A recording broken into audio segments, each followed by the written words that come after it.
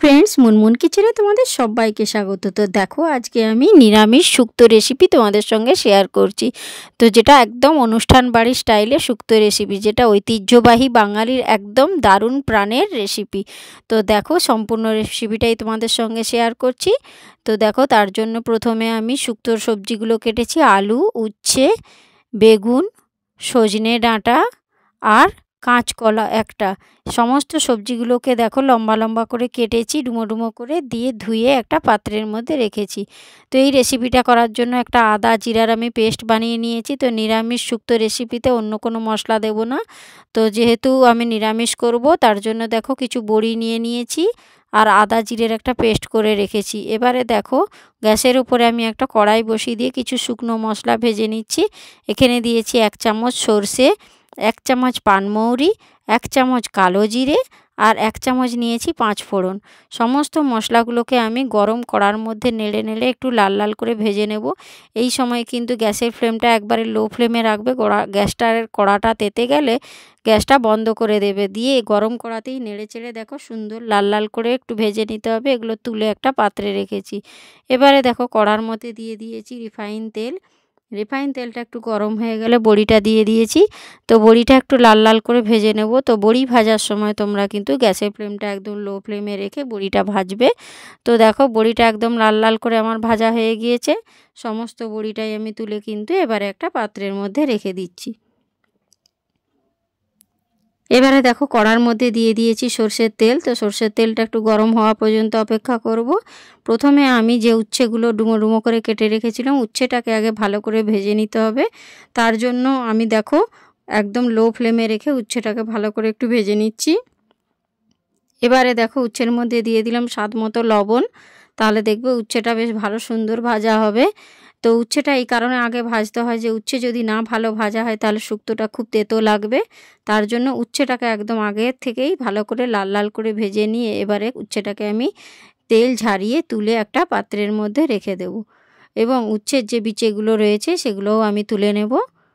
দেখো কড়াতে কিন্তু এখনও পর্যন্ত অনেকটাই তেল রয়েছে। ওই তেলের মধ্যেই আমি কিন্তু এবার বাকি যে সবজিগুলো আছে সেই সবজিগুলো একে একে করে ভেজে নেব। তো দেখো উচ্ছেগুলো তোলা হয়ে গিয়েছে। এবারে আমি দিয়ে দিলাম কেটে রাখা আলুগুলো। তো প্রথমে আলুগুলোকে ভালো করে ভেজে নিতে হবে, কারণ অন্যান্য সবজির সঙ্গে আলুটা মোটেই ভালো করে কষা হবে না, তাহলে শুক্তোটা কিন্তু একেবারেই ভালো লাগবে না। তো কেন অনুষ্ঠান বাড়ির শুক্তো এত সুন্দর হয় সেই রেসিপিটাই তোমাদের সঙ্গে শেয়ার করব। তো সঙ্গে থাকো, দেখতে থাকো। তো দেখো আলুটা কত সুন্দর লাল লাল করে ভাজা হয়ে গিয়েছে। এবারে কেটে রাখা সব সবজিগুলো আমি ওর মধ্যে দিয়ে দিলাম। এবারে গ্যাসের ফ্লেমটা একটু হাই করে দিয়ে সবজিটাকে ভালো করে একটু কষিয়ে নিতে হবে এবং লাল লাল করে কিন্তু একটু ভেজে নিতে হবে। তো দেখো আমি এখন কিন্তু একদম নুন দেইনি, কারণ কিছুটা আলুতে আমার আগে থেকেই নুন দেওয়া ছিল। তো দেখো ভালো করে নেড়ে চেড়ে একটু ঢাকা দিয়ে দিলাম। এবারে দেখো ঢাকাটা খুলে দিয়েছি। দেখতেই পাচ্ছ সবজিটা কতটা পরিমাণ কমে গিয়েছে এবং সবজিটা মোটামুটি ভাজা হয়ে গিয়েছে।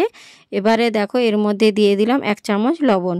তো লবণটা দেওয়ার পর কিন্তু আবারও ভালো করে একটু সবজিটা কষিয়ে নিতে হবে, যাতে সমস্ত সবজিটার মধ্যে যেন লবণটা প্রবেশ করে, তাহলে খেতে কিন্তু ভালো লাগবে। তো লবণটা দেওয়ার পরও দেখো সবজিটা মোটামুটি ভালোভাবে কষা হয়ে যাওয়ার পর যে ভেজে রাখা উচ্ছেগুলো ছিল সেই উচ্ছেগুলো কিন্তু আমি এবার এর মধ্যে অ্যাড করলাম। তো উচ্ছেটা দেওয়ার পরও আবারও ভালো করে নেড়ে চেড়ে কিন্তু সবজিটাকে কষিয়ে নিতে হবে। সবজিটা যত ভালো কষা হবে তত কিন্তু ভালো হবে। এবারে দেখো 1 চামচ হলুদ গুঁড়ো, 1 চামচ লঙ্কার গুঁড়ো আর 1 চামচ জিরে গুঁড়ো এবারে এর মধ্যে অ্যাড করলাম। সমস্ত গুঁড়ো মশলাটা দেওয়ার পর একটু ভালো করে নেড়ে চেড়ে নিতে হবে, যাতে সমস্ত মশলাটাই সবজির সঙ্গে কিন্তু পুরোটাই যেন লেগে যায়। তার জন্য একটু মশলাটা দিয়ে ভালো করে একটু ভেজে নিচ্ছি। এবারে এর মধ্যে দিয়ে দেব আদা আর জিরে বাটার যে পেস্ট, যেটা আমি মিক্সিতে পেস্ট করে রেখেছিলাম। তোমরা চাইলে শিলনোড়াতেও বেটে নিতে পারো। তো আদা জিরেটা দেখো পেস্টটা দেওয়ার পর আমি ভালো করে আদাটাকে একটু দিয়ে সবজিটা কষিয়ে নেব, কারণ আদার একটা কাঁচা গন্ধ ছাড়তে পারে, তাহলে কিন্তু রেসিপিটা মোটেও ভালো হবে না। তো দেখো আদা জিরাটা দেওয়ার পর একটু ভালো করে কষিয়ে নিচ্ছি, যতক্ষণ না আদার একটা গন্ধ থাকে সেটা না চলে যায়। তো হাতে সময় নিয়ে ভালো করে কষিয়ে নিতে হবে। এই সময় কিন্তু গ্যাসের ফ্লেমটা কম রাখতে হবে।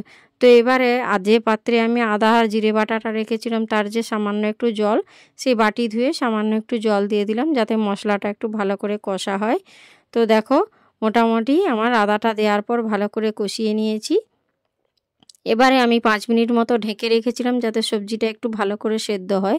তো মশলাটা দিয়ে ভালো করে কষতে কষতে দেখো অনেকটা পরিমাণে জল বেরিয়েছে। তাহলে এবারে এই যে জলটা বেরিয়েছে সেই জলটা দেওয়ার পরও একটু ভালো করে কষতে হবে যাতে এই জলটা একেবারেই শুকনো শুকনো হয়ে যায়। তো মোটামুটি আদার গন্ধটা আমার চলে গিয়েছে, আমার কষাটাও প্রায় কমপ্লিট হয়েই এসেছে। এবারে এর মধ্যে আমি অ্যাড করে দেব 1 বাটি মতো জল। যে জলটা আমি আগে থেকেই গরম করে রেখেছিলাম সেই গরম জলটা ওর মধ্যে দিয়ে দিলাম। তো জলটা দেওয়ার পরও কিন্তু 10 মিনিট মতো এটা ফুটিয়ে নিতে হবে। যেহেতু সবজিগুলো অনেক বড় এবং কাঁচকলাগুলো একটু বড় বড় কাটা আছে, তার জন্য একটু 10 মিনিট মতো ঢাকা দিয়ে সেদ্ধ করে নিতে হবে। এবারে এপাশে দেখো যে গুঁড়ো মশলাটা আমি ভেজে রেখেছিলাম সেই মশলাটা এবার একটু গুঁড়ো করে নেব মিক্সিতে। দেখতেই পাচ্ছ মশলাটা কত সুন্দর মিক্সির মধ্যে গুঁড়ো করে নিয়েছি। এবারে দেখো ঢাকনাটা খুলে দেখো যতটা পরিমাণ জল দিয়েছিলাম শুক্তোতে সেই জলটা প্রায় অনেকটা কমে গিয়েছে। এবার এটাকে একটা পাত্রের মধ্যে আমি ঢেলে রেখে দিচ্ছি।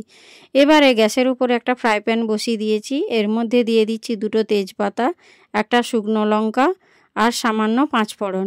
এবার শুকনো গোটা মশলাগুলোকে ভালো করে একটু লাল লাল করে ভেজে নিতে হবে, তাহলে 5 ফোড়নের একটা মিষ্টি সুবাস আসবে। দেখো মোটামুটি ভাজা হয়ে গিয়েছে। এবারে যে শুক্তোটা আমি একটা আলাদা পাত্রে ঢেলে রেখেছিলাম ওই শুক্তোটা ওই কড়ার মধ্যে দিয়ে বেশ কিছুক্ষণ ধরে একটু ফুটিয়ে নেব, যাতে জলটা যে অনেকটা পরিমাণ রয়েছে ওটা যাতে একটু কমে যায়। তো দেখো ফুট ধরতে শুরু করে দিয়েছে এবং জলটাও ফুটতে শুরু করে দিয়েছে। যে এক্সট্রা জলটা ছিল দেখো অনেকটাই কমে গিয়েছে। এবারে এর মধ্যে দিয়ে দেব 1 কাপ মতো দুধ।